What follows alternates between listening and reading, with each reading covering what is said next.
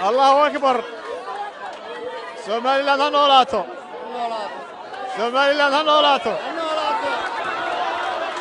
Somaliland ha noolaato. waxaan idiin sheegayaa shacbiga Somaliland iyo dhammaan taageerayaasha xisbiga wadani isu soo baxa nabadgeliyo waa xaq dastuuri ah oo shacbigu leeyahay oo aan cidina ka qaadi karin.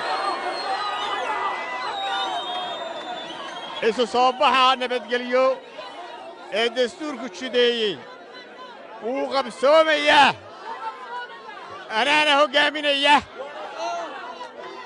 ciddii u badheedhaysa inay xabad ku soo riddo dad aan hubaysnayn ha soo riddo. waxaan idiin sheegayaa oon xukuumadda talada haysana u sheegayaa waddankan qori laguma qabsan, xoog laguma qabsan, xoogna laguma haysan karo. kursigaa waa la isugu imanayaa, doorashaa la qabanayaa. waxaannu leenahay waar doorashada qabo, kuraasida dhig, sanaadiiqda dhig, tartan adii lagaa helana dhiib, haddaad heshana joog.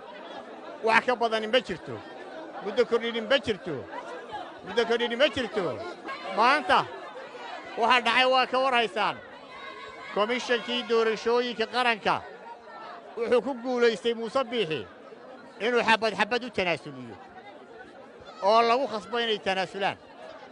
taa macnaheedu waxa weeye inay caddaatay oo ay marag yeelatay inaannu doorasho qabanaynin. doorasho la'aanna halkan ku joogi maysid baynu leennahay, ku joogi maysid, xoogna ku haysan maysid. waana la isugu iman doonaa insha allaahu. dadkuna xaq bay u leeyihiin, waanay soo baxayaan. isu soo baxana anaa hoggaamin doona, waanaannu u sheegi doonnaa.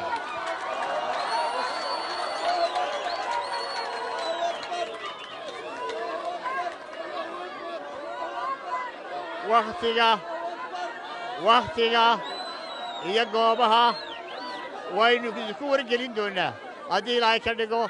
diyaarna u ahaada.